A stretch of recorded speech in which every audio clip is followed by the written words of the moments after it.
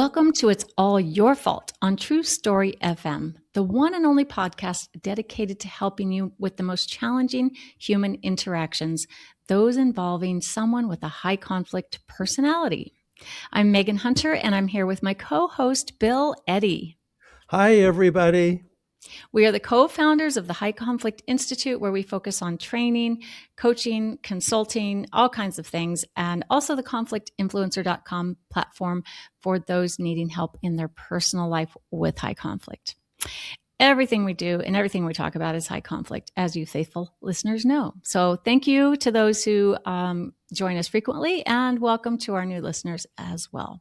Today, we're going to be talking about Bill's latest book, SLIC Solutions for Conflict. And we're very happy to be joined by his co-author, Ekaterina Ricci. So welcome, Ekaterina. Thank you. Thank you for inviting me. Oh, our pleasure. Thank you for joining us. You've been a good friend to us. You're an amazing human being, and we're just thrilled we finally got you on the podcast. Thank you. So a little bit about Ekaterina for our listeners. Ekaterina has an MDR and an MLS. What's an MDR and what's an MLS, Ekaterina? Master's in Dispute Resolution and Master's in Legal Studies. All right. That's a lot of homework.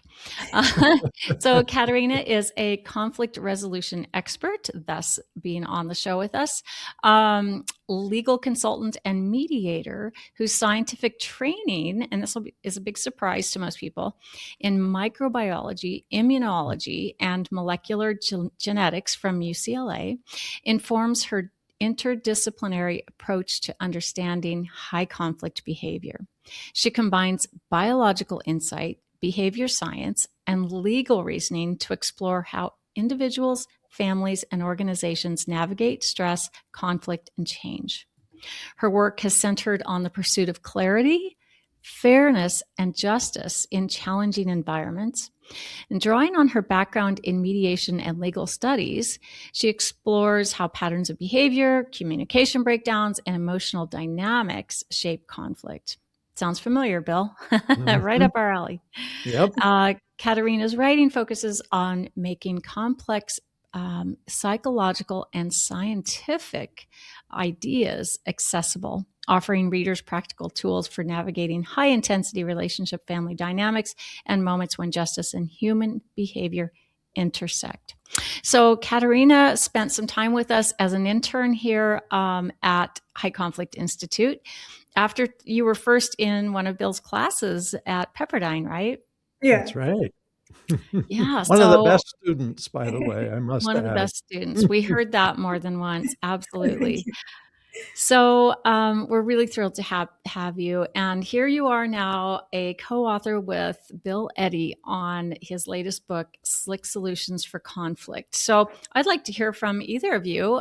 Who would like to tell us, why did you write a book on SLIC Solutions for Conflict, and what is it? Well, I'll start off. It actually came out of a conversation that Ekaterina and I had at a conference a couple of years ago. And I had written the book, Our New World of Adult Bullies, and she was suggesting we needed kind of a workbook or some practice exercises, ways for people to really hone up their own skills. And so we decided that we should write this really for people who found that just setting limits didn't really work for them. And so I don't know if you want to go into a little more comment about that, Ekaterina, but we felt there was a need. Yeah, completely agree. Yeah. So Ekaterina, you and Bill talked about 2.5 steps, and we're going to get to that a little bit later. But I wanted to ask you, in reading your bio, you talked about emotions, right? And relationships impacting conflict. Within that, we have empathy, which we talk a lot about here at HCI, empathy, attention, and respect. So I know we've talked in the past about how empathy can sometimes make conflict worse. So I'm really curious about your thoughts on that. Well, with high conflict individuals, the reason empathy can make it worse is because empathy sometimes provide kind of buffer for high conflict individual to have more conflict, to negotiate their boundaries, to prolong uh, uh, to prolong conflict, basically. So empathy in this case is not appropriate. So I feel like I did not do a good job answering this. I'm sorry. It's fine. You're doing fine, Katerina. You just keep staying in your logic brain. It's fine. We're just having a conversation. Yeah, that's good. I want to reinforce that most dispute resolvers say empathy is a good thing and that we should show empathy and have empathy, which is true. But with some people, bullies, high conflict personalities that like to manipulate, like Katerina said, extend conflict, escalate it. You give them empathy, they misuse it, they manipulate with it. And I think a lot of times they use your empathy to avoid you having consequences for them. And if you say, well, gee, I have empathy for you, they'll say, well, then let me get away with this. Right. So your empathy increases, and as it increases, their manipulation increases Yeah. correspondingly. And Right. this is some people. So Right. people who are manipulators, people who want to dominate you, they go, you show your empathy, they're going to go, oh, good. Now I can really dominate you. I can make you feel guilty. Yeah. And it's not a conscious thought. It's It's just the automatic. automatic first thought for the person. Yeah. Right. Right. Not that they're going to manipulate, but just, hey, this is my next step. This is the automatic next step. So it is part of often in de-escalating people. But what about when it comes to setting limits? Is empathy required? How does the 2.5 steps fit in here? Do you want to talk about the 2.5 steps, Sure. Katerina? Just what Yes. they basically are, and I can add some stuff to it. Yeah. So for 2.5 steps, we have step number one is setting limits clearly and briefly, oftentimes mentioning consequences. Step two is imposing the consequences, not threatening, just stating them, not arguing. And step 2.5 is ear statement, which stands for empathy, attention, and respect. And we use selectively. So as we just discussed about um, with high conflict individuals, empathy is not working oftentimes because they use it as a leverage to prolong conflict. So in this case, we don't use empathy, we skip it. Mm. Yeah. And about half the time, and the other half the time, we have people who respond well to empathy. And I think in general, like children, you set limits on children, you impose consequences, and it's for their own good. And you can say, I love you, I care about you, I want you to be happy, I want you to be safe. If I let you go to that person's house, you might not be safe. So that's why I'm saying you can't go to that friend's house. He can come here, but you can't go to his house because I care about you and love you. So that's the half the time you may want to use it, and half the time, as Katerina said, you're going to be manipulated. I do want to add, you don't necessarily know which way until you've shown some empathy. Yeah. And then if they start manipulating it, say, well, if you really cared, that's that's how you know, okay, don't go further with that. Just stay focused on your consequence. Don't let them talk you out of it. Yeah. And so now let's focus on the consequence, right? So some of us can get good at setting the limit. We can state it, and it's hard for people. It's not always very easy. But what do we do when we get to that consequence? I think, being in that fear mode can really be limiting, right? And we feel like we're going to be attacked if we impose a consequence. So how I know, Ekaterina, you've talked about preparing consequences in advance. So would that be a way to kind of address that when we're in those fear moments, to set or to impose a consequence, to have it prepared in advance? Yeah, yeah. And what I like about our book is that in the back of the book we have a little journal, and so person who is encountering high conflict behavior, they may take notes. Okay, they may take, a few times, 3 times, to see whether this is a high conflict behavior or not, and then prepare consequences. The reason for preparation is because oftentimes when we face high conflict behavior, our body may go into fight and flight response, so we may freeze. But if you prepare in advance and state your consequences, that will, and follow through, that would make it meaningful for yourself and for the individual who is displaying high conflict behavior. Yeah. Just this morning I was talking to a court administrator who we were discussing this topic and kind of talking about people who are conflict avoiders and those who are more conflict comfortable.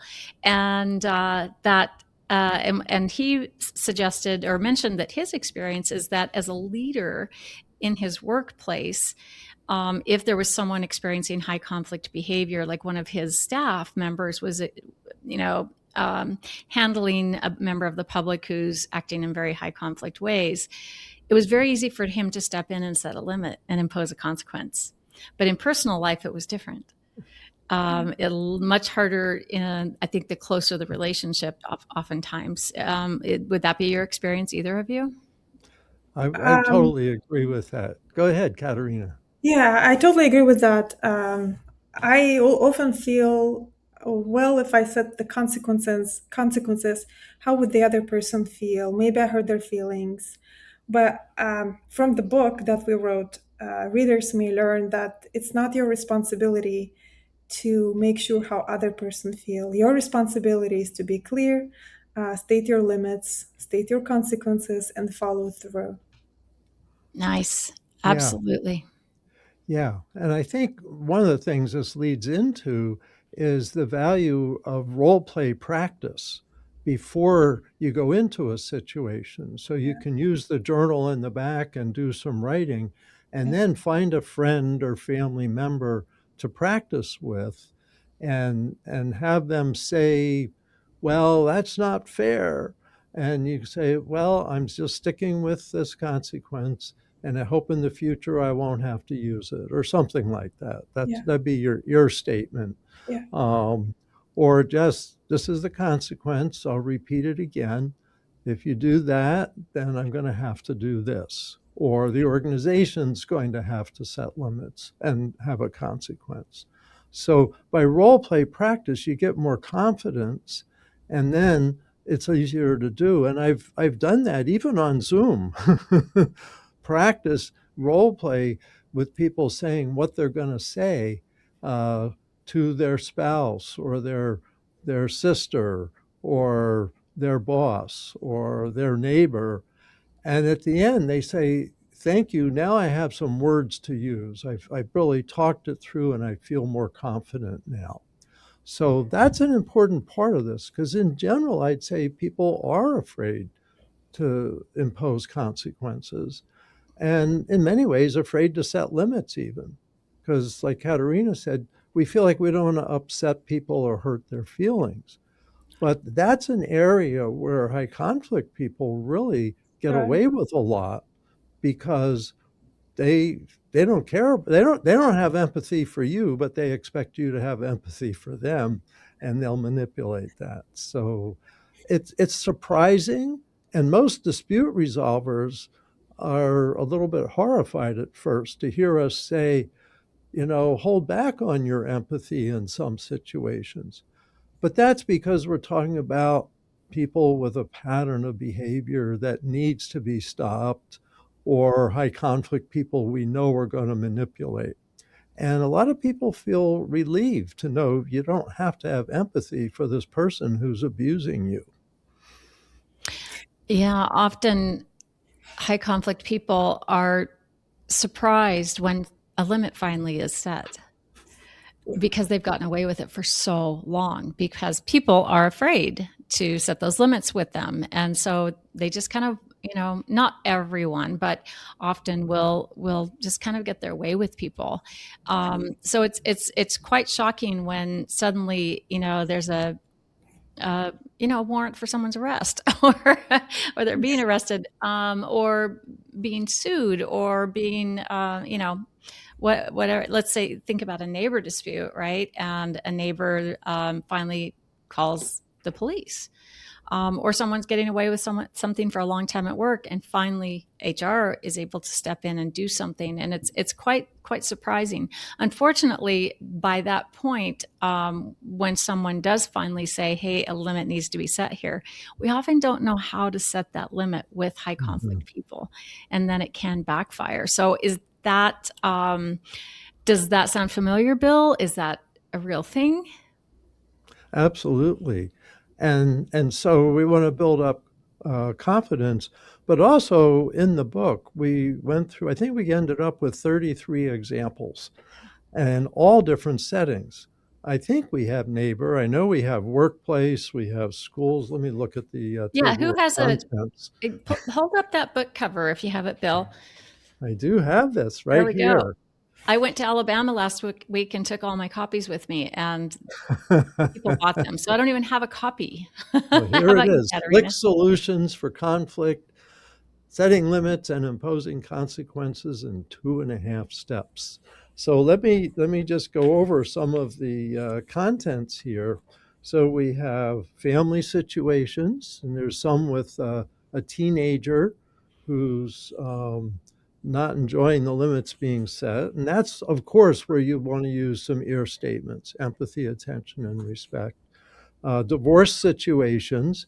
And I think this book really will be found helpful for people going through divorce because they have so many different areas to set limits in with their former spouse, with the children, because everything's kind of changing and what are the rules now, but also sometimes in court where you need the judge to set limits, like someone who's been physically abusive and domestic violence situation, and the court needs to set some limits.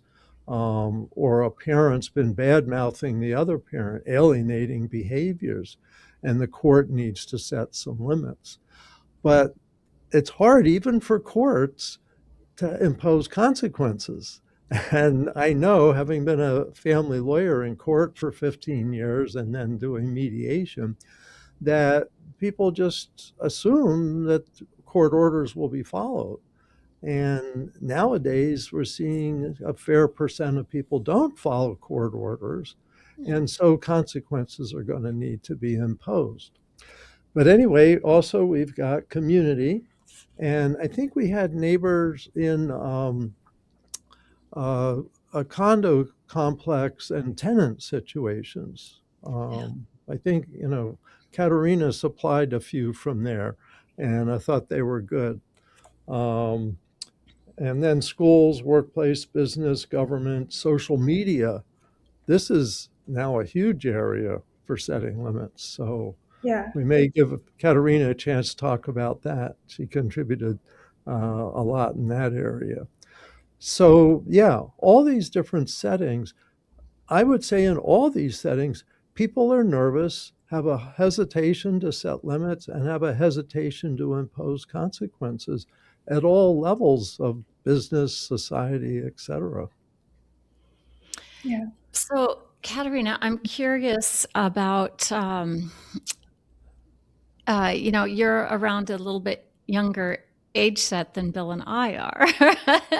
And so I wonder, in your experience in the university setting, and just being around younger people, if you're, and I know you like to observe and read and research a lot, what's your observation about younger generations and setting limits right now, like maybe the 20 somethings? Is there anything that we're seeing as a trend with them? Like, do they need limits set because they've now had social media for most of their lives, and maybe they don't understand the limit setting? What I've noticed is younger adults in 20 something don't know how to set limits because they don't know what their limits are. Uh, Hmm. it happened that younger generation are more about less about community, less about social responsibility, and um, sorry, I have a cat here, and so Everyone loves a cat, Katerina. That's okay.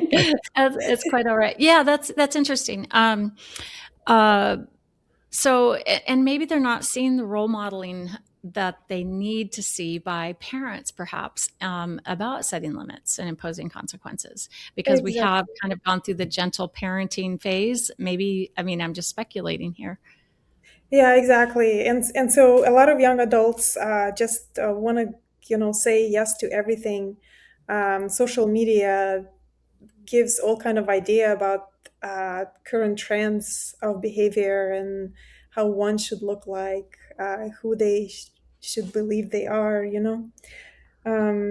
and introducing normality to Mhm. young generation, which is knowing what your limits are, knowing what is appropriate, and teaching them how to set limits. It's an act of self respect and social responsibility, which young I like generation that. is maybe not having at the moment. Yeah. And So, I okay, the self-respect, interesting. I think that there's actually two areas in particular that are so hard to define nowadays. One is relationships. So, like if you're 20 and your parents had a horrible divorce and you're an only child, how do you know what the rules are for relationships? Some people I talk to who are victims of domestic violence say, I thought everybody punched and hit and slapped each other and that was normal. We have an example in the book of what was the guy doing pinching this woman, and pinching's a really, I would say, antisocial behavior because you can avoid it being seen, Yeah. you know, and so you pinch somebody and you could say, oh, it's nothing, and yet the person that's experiencing it, not only does it hurt, but it's messing with their mind because Yeah, you're telling them it's nothing and yet it feels like something.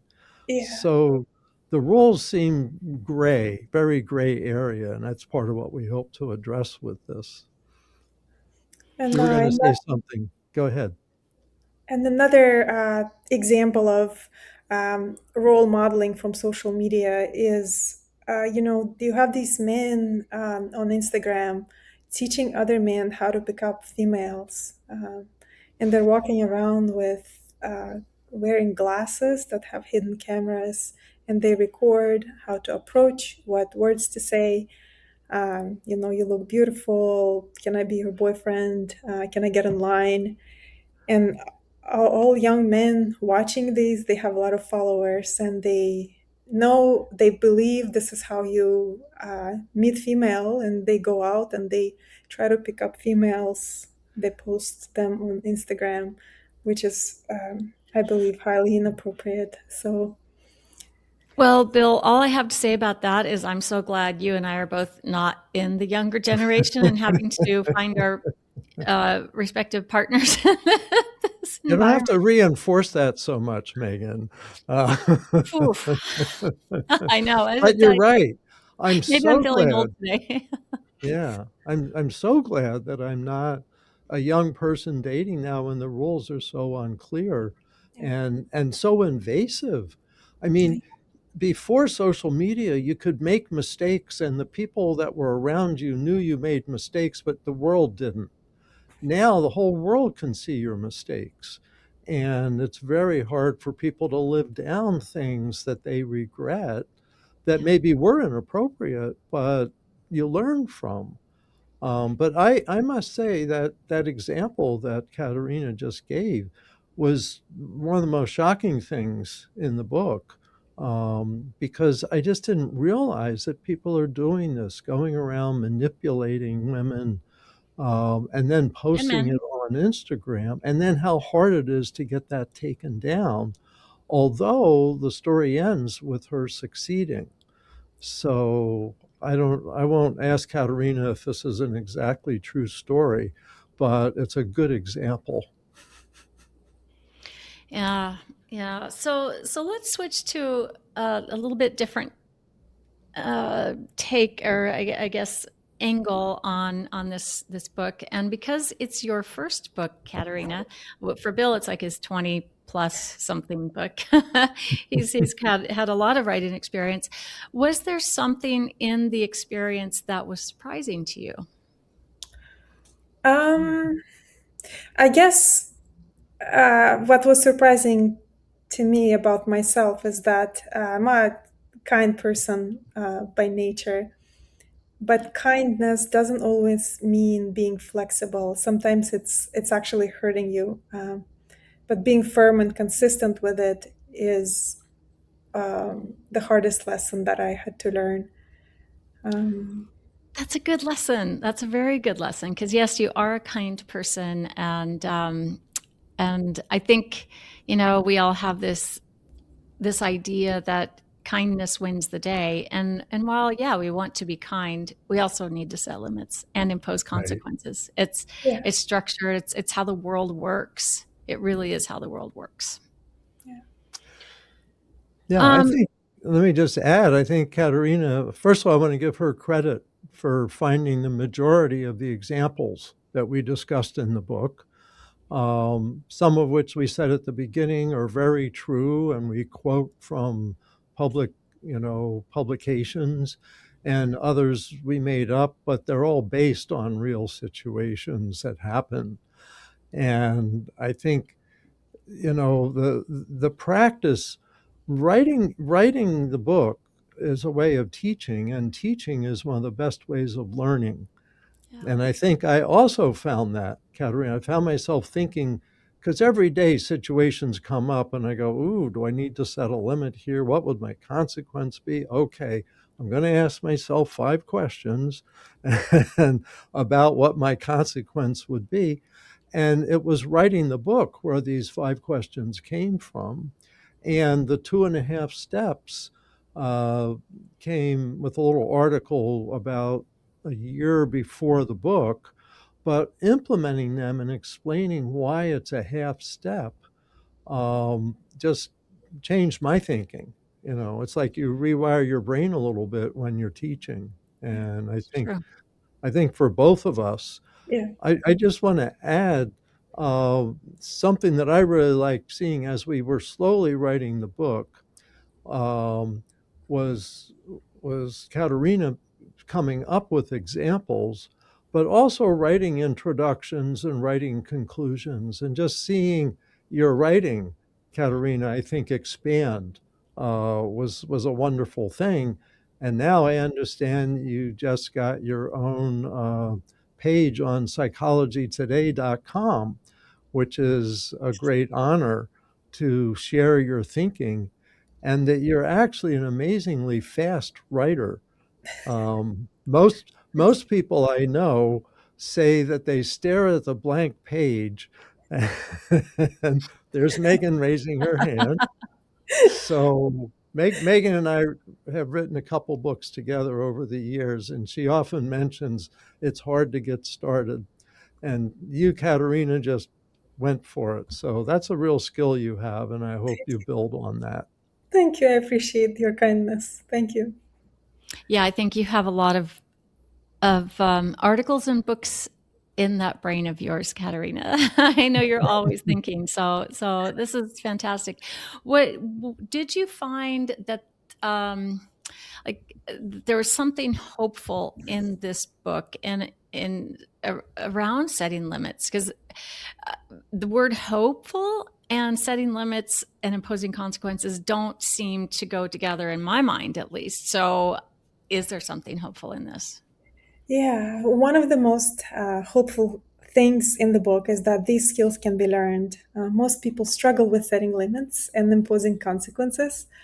not because they're weak, but because they don't know how to set limits. They don't know about consequences. They never think like Bill thinking about 5 questions. So SLIC gives them a structure they can practice. So it's okay not to know. Just follow the steps. I love that. I mean, it's kind of like BIF, our BIF response method for email. It's a structure. It gives Mm-hmm. you something to cling to because in high conflict, we're often feeling anxiety ourselves. So if we can have a go-to, then it doesn't have to be so hard and overwhelming and seemingly impossible because it's not impossible. And once you do it a little bit, it's fantastic, especially because I think if you can keep in mind that setting limits is a two-way street. The high conflict person is constantly setting limits. I won't do this. I'm not going there. You're not doing this. You're, on and on and on. That's their whole life. Whereas, so then the person opposite them is walking on eggshells or just not, being just not setting those limits just out of fear or trying to avoid getting in trouble, or getting feeling attacked or feeling that anxiety because it can be extremely anxiety provoking and producing. So you kind of have to give yourself permission to say, setting limits is a two-way, SLIC is a two-way street. Okay, Bill, there's something in that, right? Icy streets, SLIC. Two-way street. Yeah. Just remember, you can have that permission to set limits. And in fact, beyond giving yourself permission, which I think is a good first step, then, practicing that and just actually doing it is the real thing. You just have to do it. And that's, at the end of the day, empowering. Yeah, Let very. me let me let me build on what you're saying, Megan, because I just had a funny thought recently. And that is when you're saying that high conflict people are very good at setting limits. It's just their limits are inappropriate. Yeah. But sometimes I figure after studying high conflict personalities for probably 40 years, I first learned about personality disorders in 1980, and then thinking of them as high conflict personalities when I became a lawyer and practicing in 1993. So I don't know how many years this adds up to. But what I realized is sometimes I think to myself, what would a narcissist do about this? And a narcissist would be totally confident at setting a ridiculous limit. Well, I need to set a reasonable limit. And I'm thinking of what are some of the words a narcissist would use? Oh, that's unfair. You're treating me badly. And I'm thinking, well, maybe I'll say that when I set this limit. If you don't follow this limit, you're being unfair and treating me badly. And I may have to impose this consequence. And so it's funny that we learn from high conflict people in some ways how to set more limits. Ironically, needing to do it mostly with high conflict people, Yeah. but it's a good way to approach it. And I really like the concept of structure. That's really helped with all our skills that we teach. Yeah. Yeah. And I like the ridiculous versus reasonable, right? They're going to give you ridiculous limits and you're going to come back with reasonable limits. So just adapt the language they've used in a reasonable way within this structure, the SLIC structure. And then it works. I think honestly that people who have been steeped in high conflict relationships for a long time, they've lost some of their mojo. They're exhausted. They've Mm-hmm. kind of run out of steam. They've run out of what to do because the things they've been doing haven't been working. So I suggest trying to use a SLIC solution. Mm-hmm. Practice it with someone first and try it, safely. And it might be the best gift you give yourself. Yeah. Well, I think that's where the hope comes in because Katerina wrote some nice things in the conclusion about by setting limits, you're creating space for yourself to live your own life more. and to Right. respect yourself more. I don't know if you want to say a little more about that, Katerina, from kind of summarizing it in the conclusion, why it does give us some hope. Yeah, because with high conflict individual, they explore your boundaries. They're constantly getting into your personal life. By setting limits, you decide where to draw the line.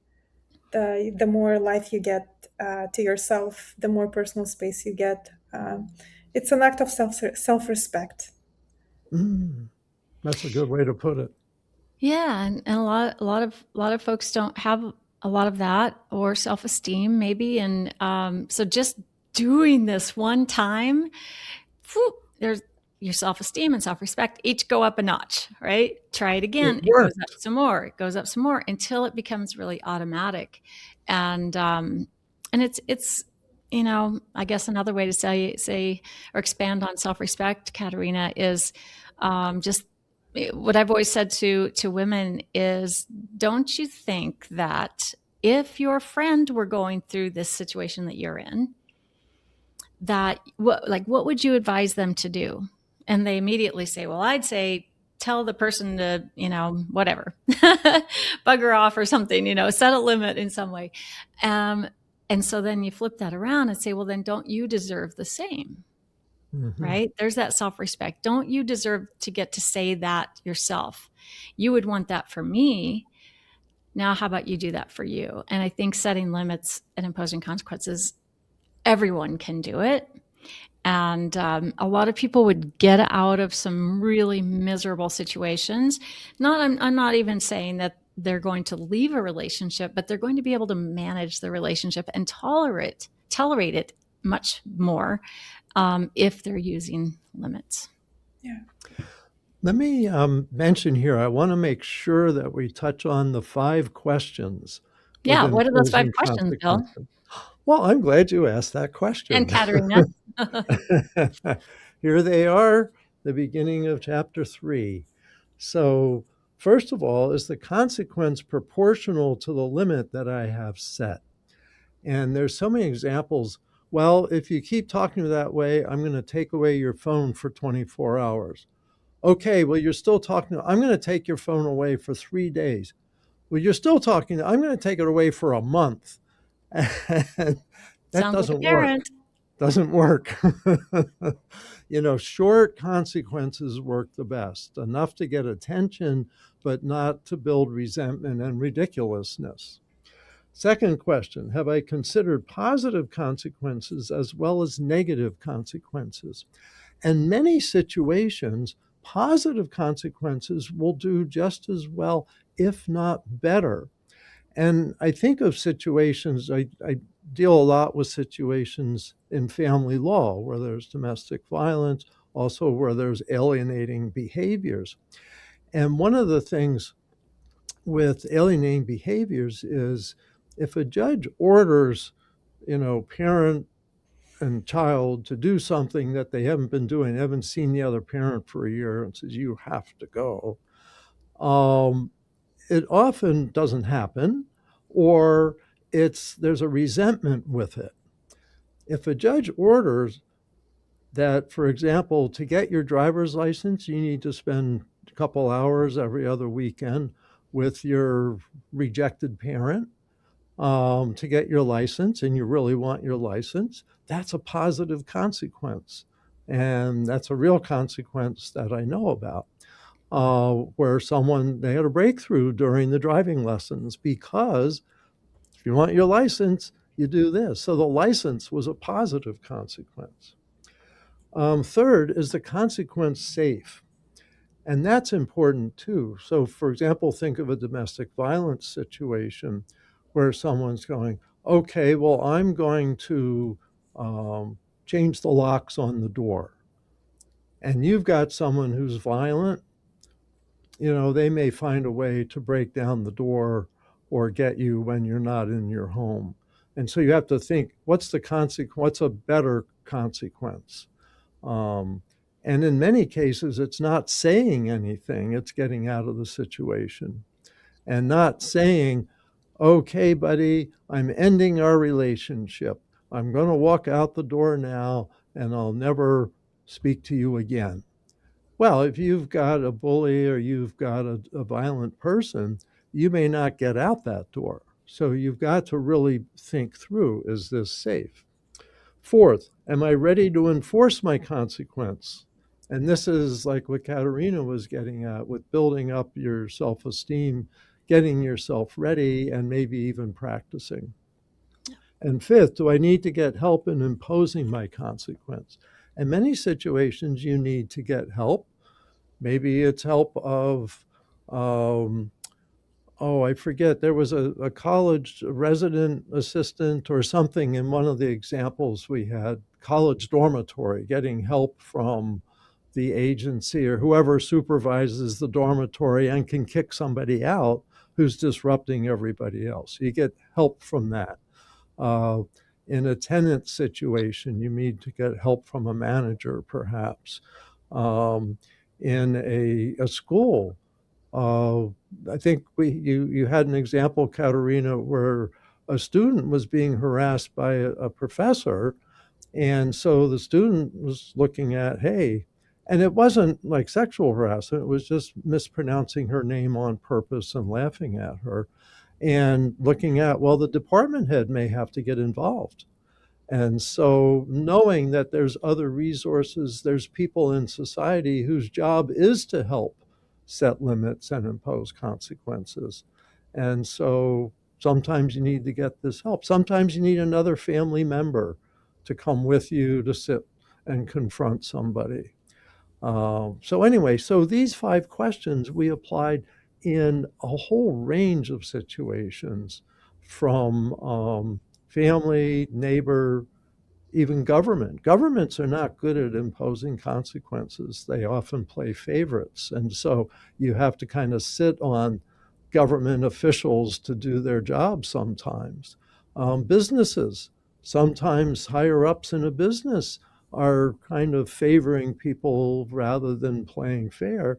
And you may have to look at how to set limits. So you set limits going up as well as going down with people's behavior all around you.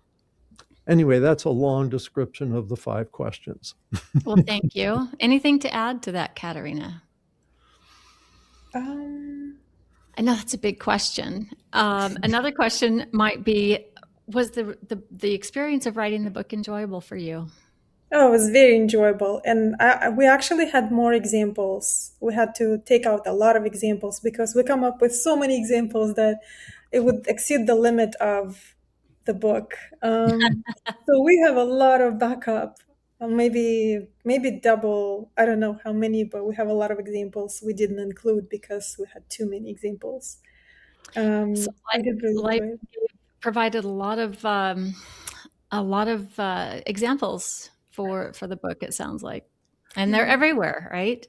I mean, Yeah. whether it's a high conflict situation or just any situation where a limit needs to be set, it's not hard. Just do it. Yes. It just mentioned in the back of the book is a list of the 33 examples so that people can know where to find them. And if they have a similar situation, they can go right to the example. They don't have to read every chapter to get to their example. Two examples I want to point out that I really enjoyed with this. One was the Betty Ford example. And most people probably don't know, but she started out resisting getting treatment for herself. And of course, she's famous today because all the Betty Ford centers and all of this. I mean, she's passed away years ago, but her work lives on. But at first, her daughter, I think, and the family doctor and a secretary confronted her and set the limit with her and said, "You got to stop taking pills and drinking." And what Betty Ford said is, "Get out of my house." So just setting the limit didn't work. Then they came back with the whole family ready to impose consequences. And they went around the room and did what's become a standard intervention for substance abuse treatment to stop people's substance abuse, and basically said, "We love you." They did a lot of ear statements. and we're going to have to withdraw our support from you. And one of the sons already had, they were all adults at this time. And she kind of broke down and accepted going into drug and alcohol treatment, and then became a real leader in the movement to provide treatment for people. But most people don't know that even she, the setting limits wouldn't have worked without imposing the consequence. And that was interesting to me to Yeah. learn. If you want to know, I have another example I want to point out in business and how big business you can set limits on. And we have this example of one of the game, oh, what was the game company? Um, one of the online game companies. Epic Games was the owner of one of the online games, and they were suing Google because Google was shutting them out because Epic Games didn't want to use Google's money collection business system. And the court found in favor of Epic Games and said Google is bullying you. They didn't use those words, but that idea. And that at that level of business, setting limits is hard but important and is starting to happen. So I thought that was a fantastic example in real life. And for me, it was exciting to write this book because of learning a lot. Not only things like that, but like the examples that Katerina came up with, like the young man manipulating women and posting it online. Mm. I just this week's news. We're recording this in December 2025. I'm interested to get your take from both of you on this. So it's a football coach here in the U.S. who was arrested this week after being discovered having an affair with his executive assistant, and the school, the university, finding out that this young the assistant had received a 55% pay raise, which is quite significant. And this coach was married, so they went straight to the regulations. The regulations are the limits, right? And the regulation says, here's the consequences if you violate this limit.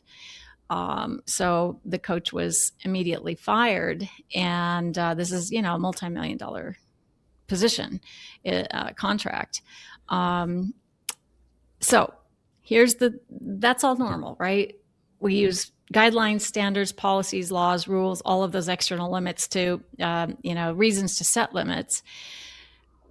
What would have happened if those limits hadn't been set? This individual allegedly then went to the younger woman's house that he was having the affair with, and he had a knife, and he was breaking in, and so he's been charged with assault and things. So he's sitting in jail as we speak about this.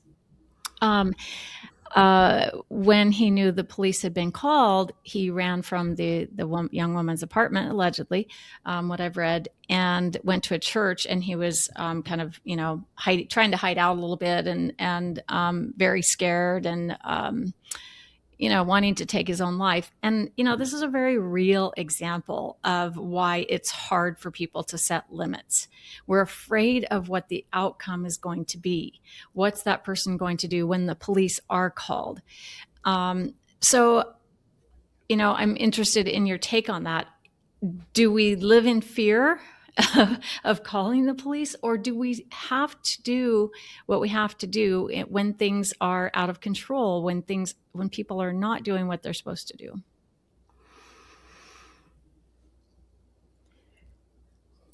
Bill? Go ahead. Ekaterina, either one of you.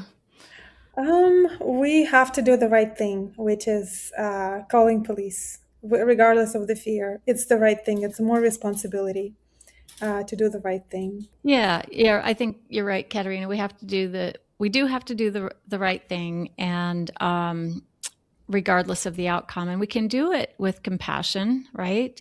Right. But we have to do it. And I think mostly people know what the right thing is, but it's the fear of upsetting people or maybe having them come back and attacking us verbally or online or physically. And so there's a lot of kind of social knowledge of what the right thing is. And I think it's the fear that holds people back, and the lack of practice. We're not used to being responsible for other people's behavior. Our institutions have taken care of that, but our institutions now are so confused about what the rules should be. From the beginning of the book, was the rules have changed. We're not sure what the rules are. We're not sure what they'll be enforced. All of these things, and so it's this environment that people need to learn these skills in. And the more they have these skills, and the more they impose consequences sooner, the less it's going to get to points where people are getting arrested or having knives or whatever. And I think that's one of the important things is you've got to figure out early on, this is a situation to set limits in and impose consequences in, and then it won't be too bad. There's an example in the book of high school kids who picked on people, and this is in the news. And they picked on people and they beat up other people, and one time they accidentally maybe killed somebody. And now people have gone to prison for 10 or 20 years that wouldn't have had to if the community had said, hey, you can't do that earlier Yeah. on, because the community was aware it was happening, but was afraid to do anything. Right. And in this particular story, from what I've read, people saying we knew something was wrong for a while now. His behavior was off. It was, for a few months, and just even more recently, the way he was treating his fellow coaching staff and things was more volatile. My words, but so yeah, trying to intervene a little bit earlier, having a conversation maybe could have prevented some of this, because there's a lot of fallout now. Results of his own actions, but maybe a way of setting limits earlier. So with that, we will close this, and I thank you both for talking about this great new book. And of course, we'll put the link to the paperback and to the ebook, because it is also available in digital format. You can buy it anywhere books are sold, and just Google, Ekaterina Ricci or Bill Eddy or SLIC Solutions or High Conflict Institute, and you'll find it. Okay, so we'll also put it in the links. If you are looking for any consultation or need any help or training with high conflict, whether for your organization or for yourself, come see us at highconflictinstitute.com or conflictinfluencer.com. Keep learning and practicing skills. Be kind to yourself and to others, while we all try to keep the conflict small and find the missing piece.